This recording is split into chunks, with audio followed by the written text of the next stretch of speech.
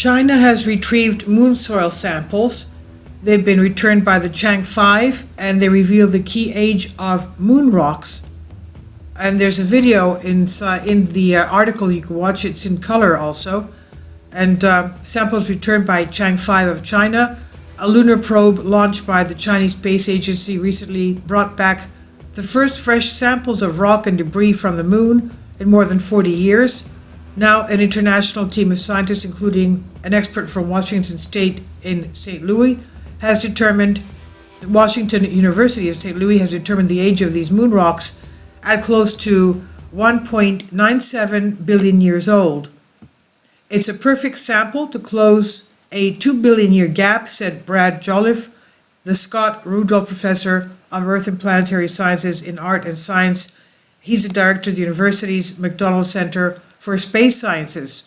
Jolliffe is a US-based co-author of an analysis of the new moon rocks led by the Chinese Academy of Geological Sciences, published today, October 7, in the journal Science magazine. The age determined is among the first scientific results reported from the successful Chang'e-5 mission, which was designed to collect and return to Earth rocks from some of the youngest volcanic surfaces on the moon.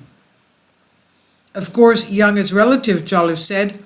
All of the volcanic rocks collected by Apollo were older than 3 billion years old, and all of the young impact craters whose ages have been determined from the analysis of samples are younger than 1 billion years, so the Chang'e-5 samples fill a critical gap, he says.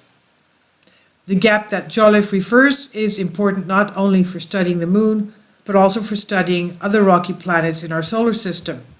Please support my Patreon account since YouTube has again demonetized my YouTube channel. The daily posts are 5 videos daily, and they are totally different from what I have on my YouTube channel.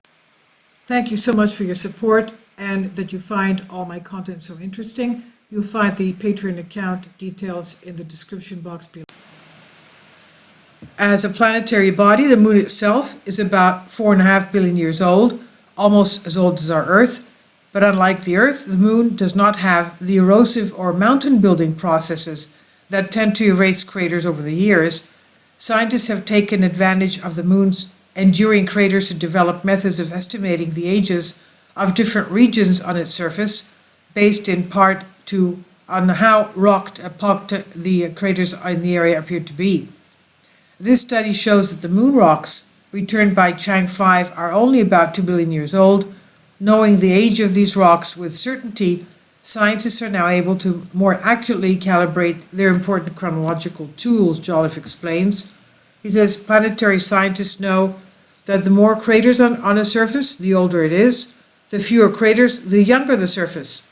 That's a nice relative determination, Jolliffe said. But to put absolute age dates on that, one has to have samples from those surfaces. The Apollo samples gave us a number of surfaces that we were able to date and correlate with crater densities, Jolliffe said, and this cratering chronology has been extended to other planets, for example, Mercury and Mars, to say that surfaces with a certain density of craters have a certain age. In this study, we got a very precise age right around 2 billion years, plus or minus 50 million years, Jolliffe said. It's a phenomenal result. The terms of planetary time, that's a very precise determination, and that's good enough to distinguish between the different formulations of the chronology. Other interesting finds from the study relate to the composition of the basalts in the return sample and what that means for the moon's volcanic history, Jolliffe said. The results presented in the science paper, the paper Science, are just the tip of the iceberg, so to speak. Jolliffe and colleagues are now sifting through the regolith samples for keys to other significant lunar science issues, such as finding bits and pieces tossed in the Chang'e-5's collection site from distant young impact craters such as Aristarchus, to possibly determine the ages of these small rocks and the nature of the materials that at those other impact sites. Jolliffe has worked with the scientists at the Sensitive High Resolution Ion Microprobe SHRIMP Center for short in Beijing, that led to the study, including study co-author Dunyi Liu for over 15 years.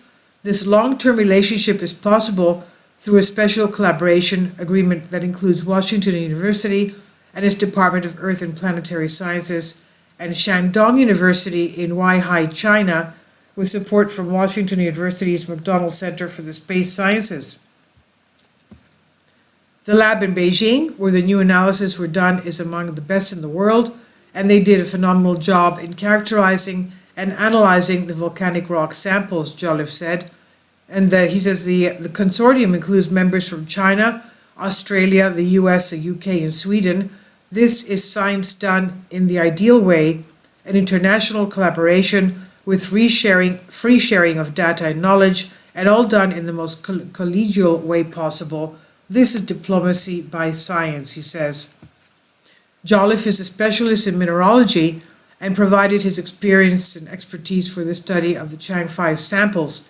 His personal research background is focused on the Moon and Mars, the materials that make up their surfaces, and what they tell about the planet's history. As a member of the Lunar Reconnaissance Orbiter Camera science team and leader of the Washington University team in support of NASA's Apollo Next Generation Sample Analysis ANXA program, Jolliffe investigates the surface of the Moon, relating that what can be seen from orbit to what is known about the Moon through the study of lunar meteorites and Apollo samples, and now also the Chang'e-5 moon soil samples. This is from phys.org, and it's provided by Washington University in St. Louis. Journal information from Science. Please leave your comments. Thank you for your support.